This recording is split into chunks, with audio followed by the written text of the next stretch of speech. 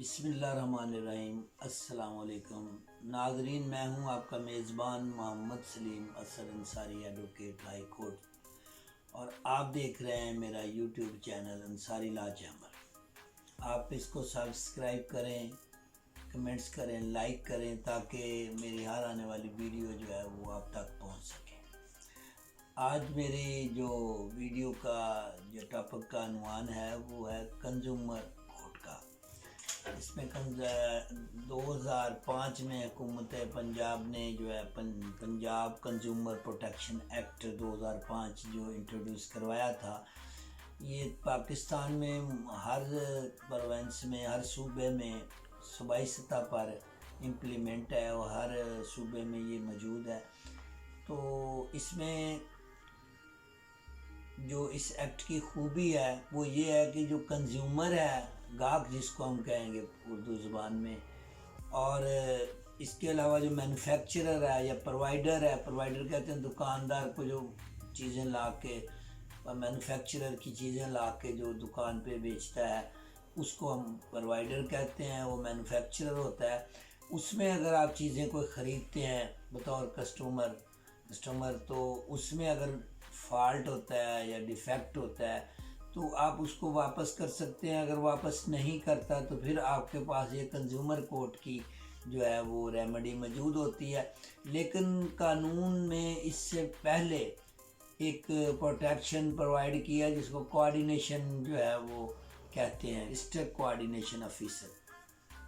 اس میں اب سب سے پہلے جو بھی آپ نے پروڈکٹ خریدی ہے اس میں آپ ایک اپلیکیشن کوآرڈینیشن آفیسر کو دیں گے، اور اس میں وہ application D C deputy commissioner کے تھرو اس آفس میں آئے گی۔ یہ ہر ضلع میں موجود ہوتا ہے اور یہ ریلیٹڈ ہوتا ہے کنزیومر کورٹ کے ساتھ۔ تو اس میں وہ پھر اس کو بلا لیتے ہیں۔ بلانے کے بعد جو پروڈکٹ ہے، جو اس میں فالٹ ہے، مینوفیکچرنگ فالٹ ہو سکتا ہے یا جو لائبلٹی اس میں اس کی بنتی ہے وہ پوری نہیں ہوتی، ایکسپائری ڈیٹ ہوتی ہے، یہ تمام چیزیں جو پروڈکٹ میں ہونی چاہیے جس طرح انہوں نے اس کو بیان کیا ہے پروڈکٹ کو، اگر وہ ایسے نہیں ہے تو کنزیومر کو جو ہے یہ اختیار ہے کہ وہ ڈسٹرکٹ کوآرڈینیشن آفیسر کے پاس اپنی application through deputy commissioner file کرے گا تو وہ اس کو بلا لیں گے۔ اس کے بعد جو صورتحال ہوگی وہ دونوں باتوں کو سنیں گے۔ اس میں ڈسٹرکٹ کوآرڈینیشن آفیسر جو ہے وہ بعض اوقات انکوائری کمیٹی مقرر کر دیتا ہے، بعض اوقات وہ کسی مقامی پولیس کو کہتا ہے کہ آپ اس پہ انکوائری کریں، تو اس میں وہ 50,000 روپے تک جو ہے نا جرمانہ اس کو کر سکتا ہے، اور چیز بھی پروڈکٹ وہ جو ہے وہ واپس ہوگی۔ تو اس میں یہ معاملات ہیں۔ اب ہم اس کو ڈیٹیل کے ساتھ تھوڑا سا ڈسکس۔ اب ہم دیکھتے ہیں کہ پروڈکٹ جو ہے وہ ڈیفیکٹو کیسے ہوتی ہے۔ ایک تو پروڈکٹ کی جو ڈیفیکٹو ہونے کا کہ اس کی جو کریکٹرسٹکس ہے، جو اس کی خوبیاں ہیں وہ پوری نہیں وہ کر رہی۔ دوسرا جو ایز پر وارنٹی انہوں نے کہا ہے کہ جیسے موبائل ہے یا کوئی مشینری الیکٹرانک کی، وہ جیسے انہوں نے اس کے بارے میں لائبلٹی لی ہے، اگر وہ پوری نہیں کر رہی یا اس کی کمپوزیشن میں، اس کی ترتیب میں کوئی نقص ہے، یا اس کو کنسٹرکٹیو کرتے وقت، تعمیر بناتے وقت اگر اس میں کوئی فالٹ ہوا یا اس کے ڈیزائن میں کوئی ڈیفیکٹ ہے تو یہ پروڈکٹ جو ہے وہ ڈیفیکٹیو ہوگی۔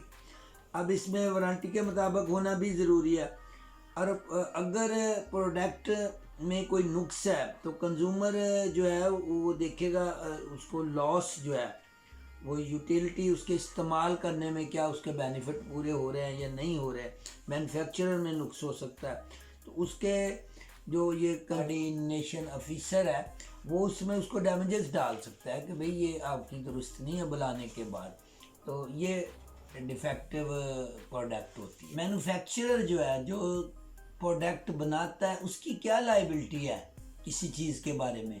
سب سے پہلے تو پروڈکٹ کے اوپر ایکسپائری ڈیٹ لکھی ہونی چاہیے، اس کی کوالٹی لکھی ہونی چاہیے، اس کے انگریڈینٹس جو اس میں موجود چیزیں ہیں جو اس میں ڈالی گئی ہیں یا اس کے کمپوننٹ ہیں وہ آپ کو اس کے اوپر جو ہے لکھے ہونے چاہیے۔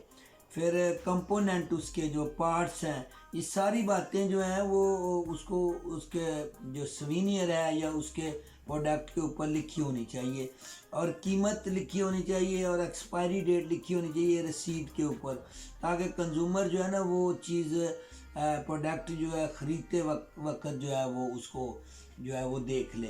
तो दूसरी बात ये है कि ये चीज़ें, अब कुछ चीज़ें ऐसी हैं जिसके ख़िलाफ़ आप कोई क्लेम नहीं कर सकते। मसलन अगर आपने होल सेल पे कोई चीज़ ख़रीदी है तो उसमें वो आप कंज्यूमर के ज़ुमरे में नहीं आएंगे, या कोई चीज़ आपने रीसेल में ख़रीद की है तो उसमें भी आप क्लेम नहीं कर सकते, वो आपको वक्ती तौर पे वहाँ देख कर चीज़ ले लेनी चाहिए। लेकिन अगर आपने फुल प्राइस पे कोई प्रोडक्ट ख़रीदी है और वो डिफेक्टिव है तो फिर आपको राइट पहुँचता है कि आप district coordination officer through deputy commissioner जो है वो आप एप्लीकेशन दें, तो फिर उसको जो है ये अथॉरिटी, जिसको अथॉरिटी कहते हैं लॉ में, वो बुला लेगी और फिर आपके मसाइल जो हैं जिसके बारे में भी आपको ग्रीवियंस है वो दूर कर सकती है। अथॉरिटी के पास अगर रिज्यू करते हैं आप किसी डिफेक्टिव प्रोडक्ट के बारे में, तो फिर आप एप्लीकेशन देंगे और इसके फ़ैसले के ख़िलाफ़ आप 30 दिन के अंदर अंदर जो आपकी अथॉरिटी है, अथॉरिटी काउंसिल है, आप उसमें जा सकते हैं। एक ज़िली लेवल पे होती है, फिर एक प्रोविंशियल होती है। ये स्पेशली गवर्नमेंट ने जो बनाई है ना अथॉरिटीज़ के, इसके फ़ैसलों के ख़िलाफ़ इसमें नोटिस देना ज़रूरी नहीं होता पार्टी को, क्योंकि जैसे ही आप एप्लीकेशन दायर करते हैं तो वो प्रोड्यूसर को या मैन्युफैक्चरर को, दुकानदार को वो बुला लेते हैं। इसके लिए उसका विद इन टेरिटोरियल ज्यूरिसडिक्शन, जिसको हम कहेंगे इलाकाई जो है इख्तियारात है, वो उस डिस्ट्रिक्ट के अंडर में या हदूद में, डोमेन में उसका होना ज़रूरी है, फिर आप उसके ख़िलाफ़ जो है वो केस दायर कर सकते हैं। जो डिस्ट्रिक्ट कोऑर्डिनेशन ऑफिसर है ये अथॉरिटी कहलाता है। इसके ज़िले के अलावा एक सूबे में, हर सूबे में भी ये जो है प्रोविंशियल जो है ना वो कौंसल या अथॉरिटी मौजूद है। अगर आपको कोई एतराज़ है तो वहाँ विद इन 30 डेज़ आप उनके ख़िलाफ़ अपील कर सकते हैं।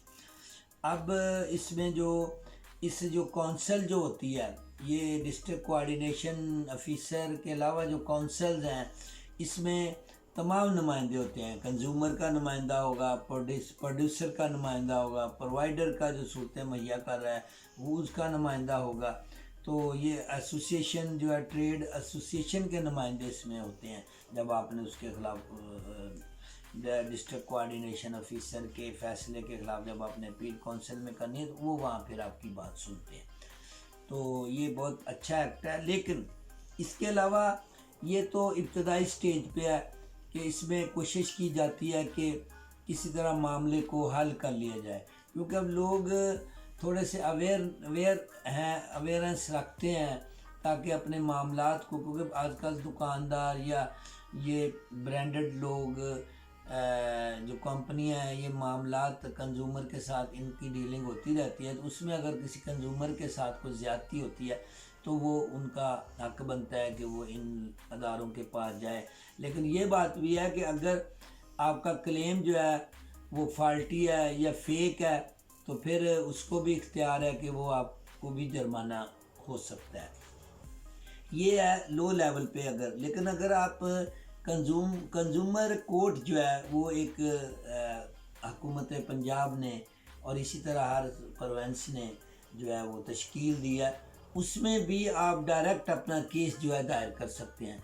जो कोऑर्डिनेशन अथॉरिटी है वो अगर मुनासिब समझती है कि ये फ़ैसला अदालत से होना चाहिए तो वो अपने केस को वहाँ फॉरवर्ड भी कर सकती है। जो डिस्ट्रिक्ट कंज्यूमर कोर्ट है उसमें, डिस्ट्रिक्ट कंज्यूमर कोर्ट के जो प्रिजाइडिंग ऑफिसर या जज साहबान होते हैं वो मोस्टली डिस्ट्रिक्ट एंड सेशन जज होते हैं और काफ़ी सीजनड होते हैं, और वो तमाम मामलात को बेहतर तरीके से समझते हैं और उनको हल करते हैं, क्योंकि उनका अपने फील्ड में काफ़ी एक्सपीरियंस होता है। जब रिटायरमेंट के करीब आते हैं तो फिर हुकूमत जो है उनको जो है इन अदारों के सरबराह के तौर पे, कंज्यूमर कोर्ट के सरबराह के तौर पे वो वहाँ पे तैनात कर देते हैं। तो वो बहुत पोलाइटली इन मसाइल को हल करते हैं। लेकिन कंज्यूमर कोर्ट में जाने के लिए ज़रूरी है कि आप पहले जो प्रोडक्ट आपने ख़रीद किया है उसमें आप उनको नोटिस सर्व करें। हर सूरत में आप नोटिस देंगे। अगर नोटिस नहीं देंगे तो फिर आप وہ کیس دائر نہیں کر سکتے اور نہ آپ کی سنوائی ہوگی. اور یہ آپ کی جب آپ کو کاز آف ایکشن پیدا ہوئی ہے، جب آپ کے ساتھ کسی پروڈکٹ نے مسئلہ کیا، اگر وارنٹی کے اندر ہے تو پھر آپ اس کو 30 ڈیز کے اندر جو ہے نا اس کو نوٹس سرو کریں گے. اگر کوئی ایسا ایشو ہے کہ آپ نہیں اس کو نوٹس سرو کر سکے یا نوٹس نہیں بھیج سکے، تو پھر اس میں ریزن آپ لکھیں گے جو آپ کو میکسیمم 60 ڈیز کے اندر آپ نے ان کو نوٹس جو ہے سرو کرنا ہے جس سے آپ نے وہ پروڈکٹ خرید کی ہے. تو پھر وہ کورٹ میں آتا ہے، اپنا جواب دیتا ہے، پھر مصالحت ہوتی ہے. تو اگر وہ معاملات جو ہیں وہ مصالحت کے دوران ہی حل ہو جائیں تو وہ پھر کورٹ وہیں پہ ڈیسائیڈ کر دیتی ہے. ادروائز پھر یہ پورا کیس ایک قسم کا چلتا ہے، شہادتیں لی جاتی ہیں دونوں طرف سے، اس کے بعد فائنل ڈیسائیڈ ہوتا ہے. ناظرین، یہ ٹاپک تھوڑا سا طویل ہے، تو میری کوشش ہوگی کہ اس کو میں نیکسٹ ویڈیو میں لے جاؤں تاکہ آپ اس کو اچھی طرح انڈرسٹینڈ کر لیں. تو نیکسٹ میری ویڈیو میں جو ہے وہ کنزیومر کورٹ ہے، اس کے دائرہ کار، اس کے اختیارات اور وہ کیا کر سکتی ہے، آپ کو کیا ریلیف دے سکتی ہے، ریلیف کی صورت میں کیا پینلٹی ہو سکتی ہے مینوفیکچرر کو، اگر آپ اس میں تھوڑا سا فالٹی ہیں تو آپ کو کیا فائن وغیرہ ہو سکتا ہے. یہ تمام معاملات جو ہیں وہ نیکسٹ ویڈیو میں ڈسکس کیے جائیں گے. اپنا خیال رکھیے گا اور میرے چینل کو سبسکرائب، لائک، شیئر کریں. شکریہ.